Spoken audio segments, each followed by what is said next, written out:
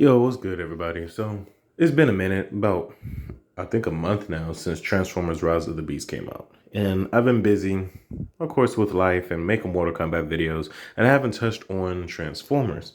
So, this is the time when I do that. I wanted to make two types of videos. One video is going to talk about everything I loved from the movie, and the next video is going to talk about everything I hate from it.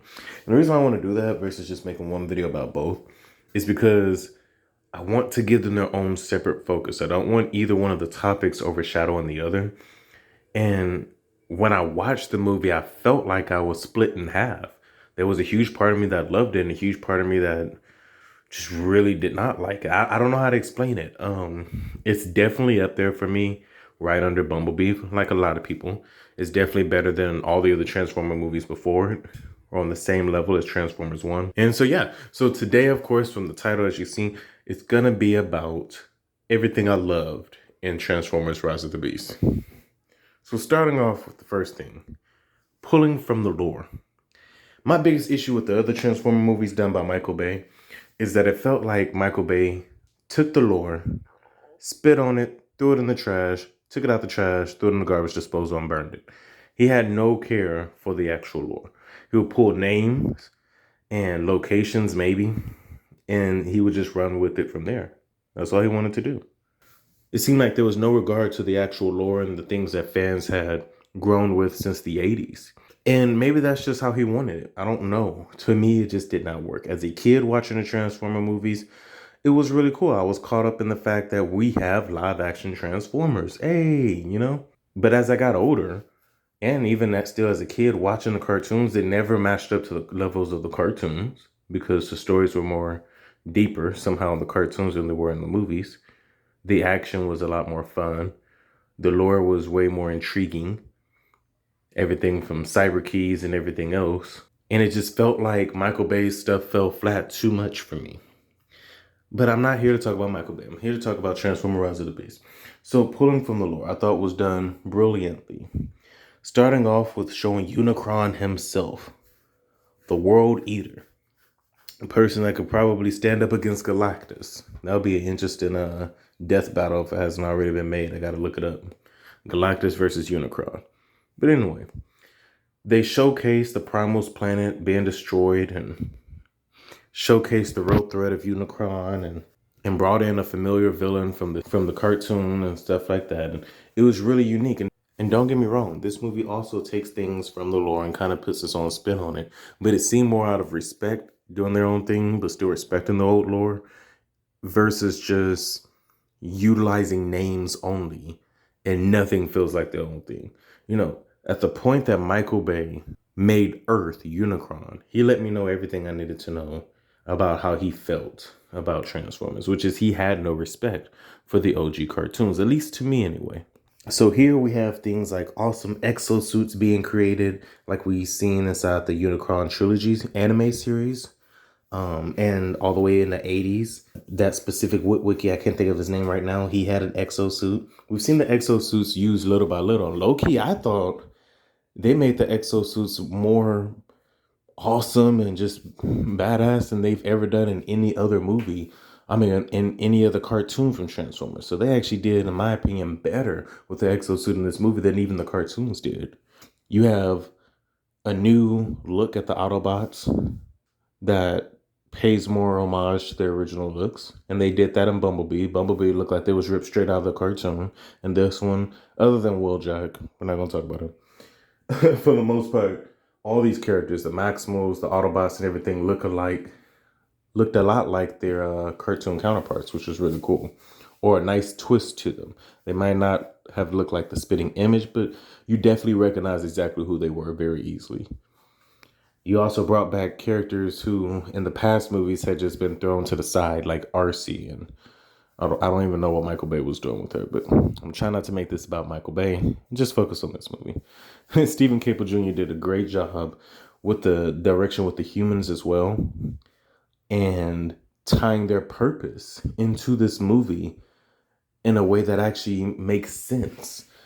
I never really cared about how humans are utilized or Transformers, anything, even in the cartoons. I just care about Transformers. But at least in the cartoons, the humans can be a back burner thing. In the Unicron trilogy, they're a little bit more heavier than I would like, and I love the Unicron trilogy. Again, the anime, if you haven't seen it, it's pretty good. Cybertron, Energon, and crap, I can't think of the last one. I'm sure I'll put it in the editing of this video. But yeah, in the Unicron trilogy, the humans are used a lot heavier than I would like. But that's saying something because they're still a lot less prevalent than they are in the old movies. And in this movie, the humans was here a lot more than I would like again. However, at least I felt a reason for me watching them and the growth of their lives taking place with this story. And I feel like, I've explained before that I think when a writer is telling a story, that it's best to tell a story with something that you relate to, because that's how you're going to get your audience to relate to this story. And that's what I think happened here. We have a woman who is also black and feels like she's belittled in her job and just used and never given credit. You have an Afro-Latino man who also served in the military, who can't seem to find a job and be able to lock down anything, provide for his family, even though he took care of this country. He has a younger brother who has sickle cell. There's so much relations in these two characters. It not even just being a minority or male or female, but the military thing, the being at your job and not getting recognition, the having a family member that's very sick, the feeling like you need to do more to be able to provide for your family. All these things. I'm just like, okay, I feel this. This is very relatable. This is actually keeping me in there other than just a student who's in love, who's kind of a dork and can't seem to find his place in high school or college and has an interesting taste in women. That's I'm sorry, that's what I got with Sam Witwicky. I love Shia LaBeouf, but I didn't really get much from his human character and his story and what we were supposed to get from that. There was no true growth other than we're gonna make you watch this human, but he has no real arc in it. Thing I like, a few people are probably gonna be mad about this, and I'm sorry, but they killed Bumblebee. And I probably had a weird smile on my face. My wife was sitting next to me in tears after Bumblebee died, and I'm sitting there grinning, very creepily, like probably because I have been waiting for Bumblebee to be backburner for so long. Bumblebee is not a main character in the Transformers lore. He's not a prominent character. He's always this side character that was kind of the cool cat at times, sometimes just a little joker. And Michael Bay did honestly a great job of making him be on the forefront where a lot of people did not have any recognition for him. They did the same thing with Mirage in this movie as well. Mirage, again, is more of a side character who's never really like a main character. Not in the Transformers that I remember anyway. I could be wrong. I didn't watch that much 80s Transformers. All the cartoons that I watched were like 90s, and I watched, of course, a little bit of the G1 80s, but just not that much of it. So maybe if he was in there, but Hot Rod was more of a side character who became a main character than any of the rest of them. Other than that, it was, all about Optimus and Ironhide and, the core group and Ratchet, who were Ironhide's like left and right hand man, and RC, and even in the newer cartoons, Elita 1, it's Elita 1, right? Yeah. These other characters, like Bumblebee and Mirage, they had their moments, but they were never like that. The only time I've truly cared for Bumblebee was inside the Transformer video games. Fall for Cybertron and War for Cybertron. I love those games. And I feel like Bumblebee has done great in those games. For one, because he has a voice. I'm tired of hearing the radio cutesy thing. And yeah, like I said, I just want to talk about the things I like about this movie. So I love that they backburnered him. For people who love Bumblebee, he didn't die for good, but they took him out of the picture for a good portion of the movie, and I felt like that was the best way to do it. That allowed more characters to shine, like RC a little bit, and really Mirage, like everyone talks about. Mirage took the whole movie by storm, and Razorwing. These characters had more of a chance to take in the spotlight when Bumblebee was out of the picture. So it kind of makes me think, how long has it been that he's needed to be put out of the picture so that these other characters can actually have a shine? There's nothing wrong with bringing a character to shine to the spotlight, but they shouldn't override every other character unless they are the main character, like an Optimus or a Megatron or even Hot Rod or Hot Shot. So yeah, I truly enjoyed that. I enjoyed having them take him out, and I felt like it gave the villain a way bigger threat and intimidation with his presence there. He took out a beloved character who's not just some easy punk to kill. Like Bumblebee, he's a whole warrior. So when he died, you feel that you're like, ah, crap, man. This dude, he has no care. He has no sympathy. He knows of the Autobot ways and the Decepticon ways, and he is his own force to be reckoned with, while still being under Unicron. And I felt like that was a really good move to do. I feel like he felt way more intimidating than any of the other Terracons, especially while having an important kill under his belt. Two of them, if you include Razor later. The next thing I loved about it is that the Autobots, the Transformers in general, have better character highlights. Yes, like I just said, a lot of that is due to Bumblebee being out of the picture, but even outside of that, they could have just put all the focus on Mirage, but they didn't. Maybe he had too much focus. We'll get on that in the other video. But we still had moments of character shine and character development between two protagonists, which I thought was done very well. Both Optimus Prime and Optimus Primal. And I thought that was very good. You know, I felt like it was going to be hard to balance them. And I thought they were going to sideline one of the two leaders in order to give the other leader a time to shine. Instead, I felt like both got a good shine, good amount of shine. And we see little character arcs. We see Optimus Prime's change in his heart later with the humans and stuff like that, which have kind of been done here and there throughout the other movies. But I don't know. I just felt it this time. You know, I felt it a lot better than I did the other movies, where it made more sense on how he viewed him. And you had a human that was about to prove him right through, what's his name, Noah. He was about to prove him right, how he felt like he shouldn't trust humans. And Noah was just doing it to protect his own planet. So you have more interesting scenarios set up that allow for better character development and more highlights on these Transformers so that they look like what they really are, which is, in a sense, they're their own humans. They're giant robot aliens. But there's too many people that watch these movies and it's just like, well, it's about giant robots. What do you expect? Well, that's because of the directors and the writers are missing the point.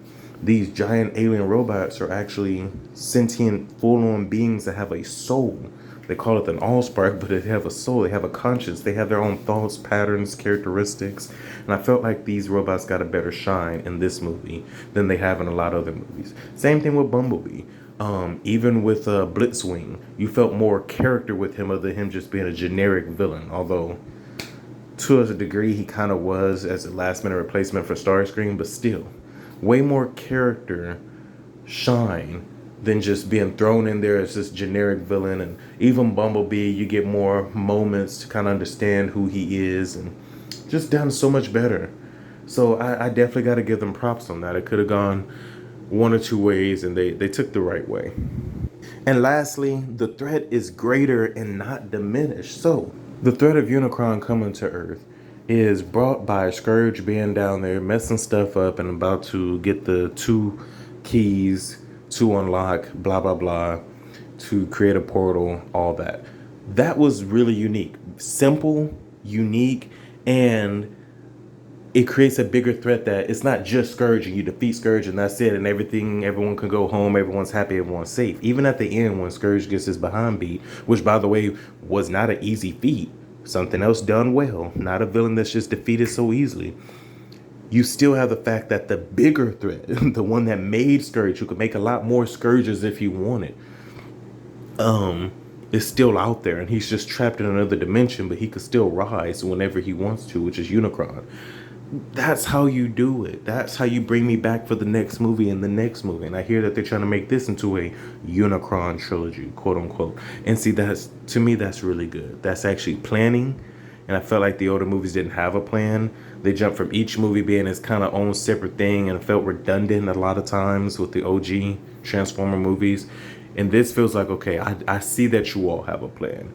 We had the first Terracon baddie from Unicron be sent down as Scourge, and he didn't succeed, but he came really close to it. Now Unicron sees who he's messing with, sees the different Autobots and Maximals that actually took him on and destroyed his army, and best believe he's gonna come back with a bigger threat.